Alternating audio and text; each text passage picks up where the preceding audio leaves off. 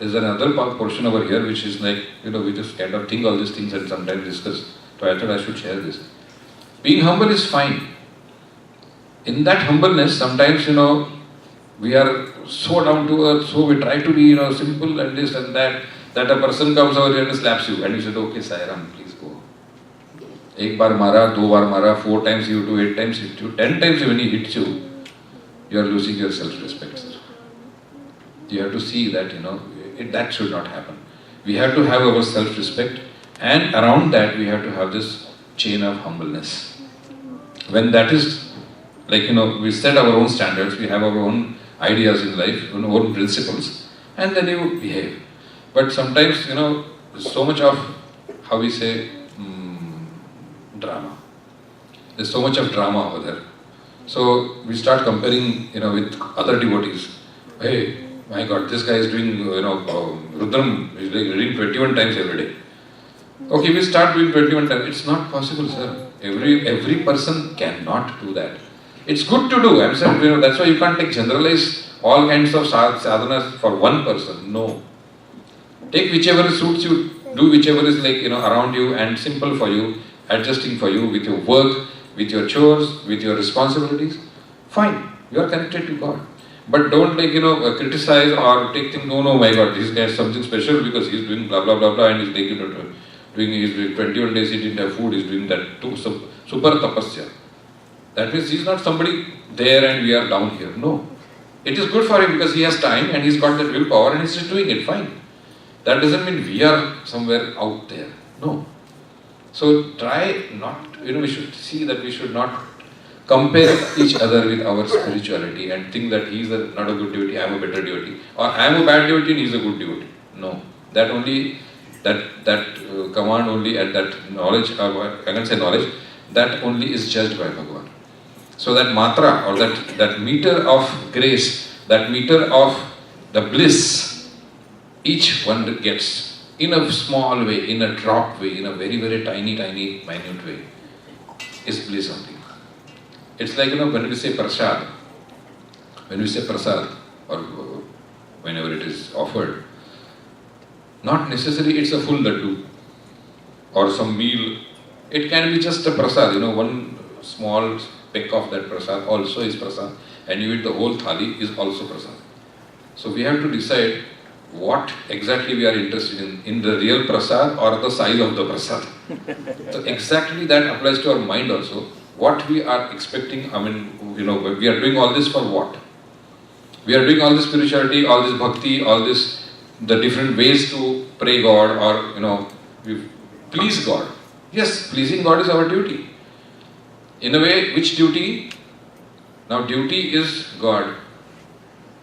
So now tell me which is correct. To please God is our duty or duty is God? It's all the same. So our duty is God. So to do the duty in a good way, you are pleasing God. Doing our duties in a correct way and in a very nice way, the best way we can, is we are praying God, that's all. So this is all simplified into our minds, saying thing that we are really, really so nobody in front of Bhagavan, that it is only His sheer mercy, His blessings are there, that it is only our sheer mercy that we are here today, sitting in front of Bhagavan's picture, Baba's picture, Buddhaji's picture. So many gods are there, all Sarvadharma things are over here. But yes, we are specially blessed. I would say this one sentence and end over here. We are extra specially blessed in our lives, especially because the best blessing Bhagavan has given us is to be born in the era when He is. When He took this avatar and when we are here, we saw Him, we felt Him, we touched His feet, there's no more blessing required, no more chamatkar required. This is the biggest thing we are having. So with keeping that responsibility and that much kind of a blessing and a grace, I think we should stop over here and just love Bhagavan more and more. Sai Ma, I love you. Sai Ram.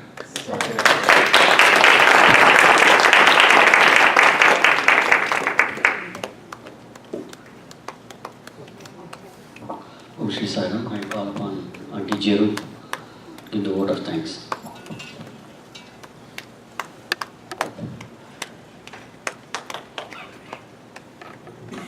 With grateful pranams to Swami, respected guests, respected elders, brothers, sisters, children, Sairam, and happy Mother's Day.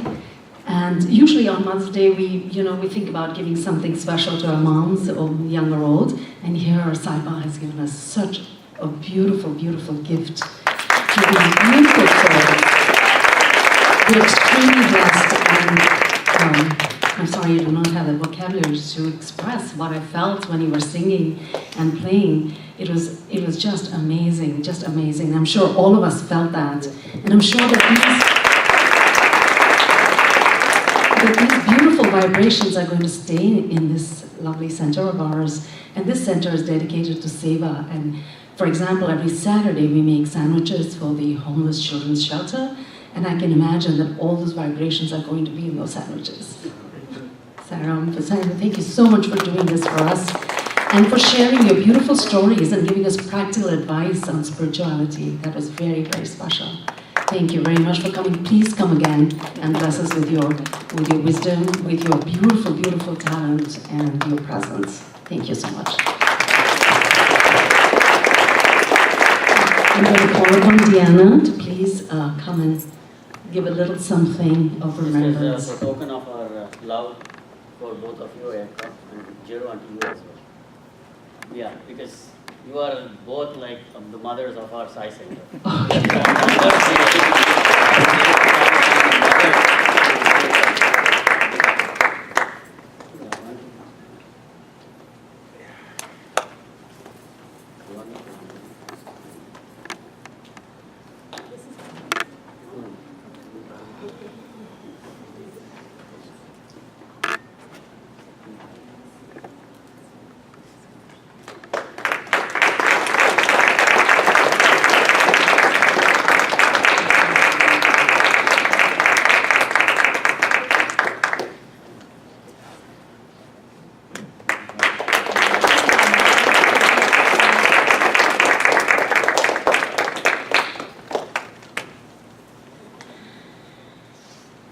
Thank you, everybody. Thank you.